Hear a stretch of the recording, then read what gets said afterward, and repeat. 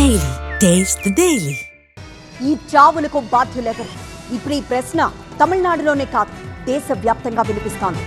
ఎవరి బిల్డప్ కు ఎవరు బలయ్యారు, ఎవరి విజయానికి ఎవరి కుటుంబాలు విషాదాంతంగా మారాయి అన్న ప్రశ్నలు ప్రతి ఒక్కరిలో వినిపిస్తున్నాయి. కరూర్ విషాదంలో 41 మంది చనిపోయారు. ఒక్కొక్కరి చావు వెనక అంతులేని విషాదం దాగుంది. 4 ఏళ్లు,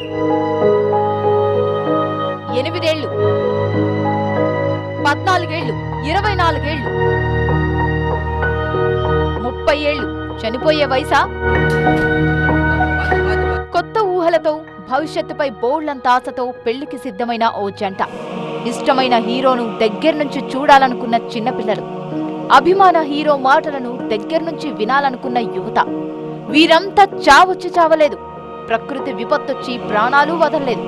కేవలం తమ అభిమాన హీరోను దగ్గర్నుంచి చూడాలన్న ఆశ, ఆరాటంతో ఊహించని ప్రమాదానికి చనిపోయిన అమాయకులు.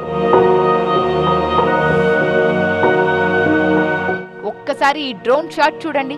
ఇసుకేస్తే రాలనంత జనం, పైనుంచి చూస్తే జనం చీమల్లా కనిపిస్తున్నారు కదా. ఇలాంటి విజువల్స్ రాజకీయ నాయకులకు భలే కిక్కునిస్తాయి, కానీ సామాన్యులకు చుక్కలు చూపిస్తాయి.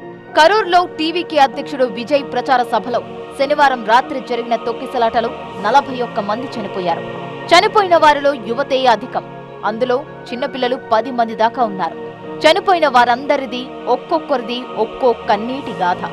హేమలత అనే ఇల్లాలు విజయ్ను చూసేందుకు తన 2 పిల్లలతో వెళ్లి జనం మధ్య చిక్కుకుపోయింది. పిల్లలు నలిగిపోయారు. వారితో పాటు ఆమె చనిపోయింది. ఇదే ఘటనలో చంటి బిడ్డను కోల్పోయిన ఓ తల్లి ఆసుపత్రిలో గుండె లవిసేలా రోధించడం అక్కడి వారందరినీ కళ్లు చెమర్చేలా చేసింది.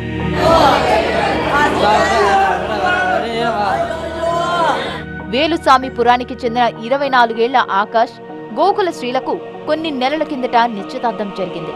అక్టోబర్లో పెళ్లి జరగాల్సిందే. అయితే తమ అభిమాన నాయకుణ్ణి చూసేందుకు వచ్చిన ఈ జంట కూడా తొక్కిసలాటలో చిక్కుకొని ప్రాణాలు పోగొట్టుకుంది.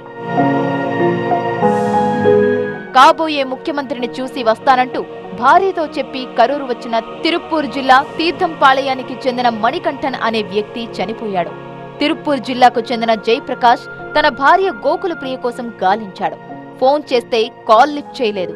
తొక్కిసలాటలో చిక్కుకొని ఆస్పత్రి పాలైనట్లు తెలియడంతో కరూర్ ప్రభుత్వ ఆసుపత్రికి చేరుకున్నాడు.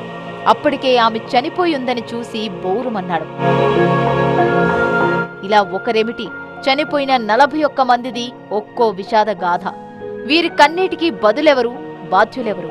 అభిమాన నటుణ్ణి, నాయకుణ్ణి చూడాలనుకోవడమే వీళ్లు చేసిన పాపమా? దీనికి నిర్వాహకులు బదులు చెప్పాలి. పరిహారమిచ్చి చేతులు దులుపుకుంటామంటే కుదరదు. పొలిటికల్ మైలేజ్ కోసం ఇరుకు సందుల్లో మీటింగ్స్ పెట్టి అమాయకుల ప్రాణాలను హరిస్తుంటే చూస్తూ ఊరుకోవాలా అంటూ తమిళనాడు వ్యాప్తంగా ఆగ్రహావేశాలు వ్యక్తమవుతున్నాయి.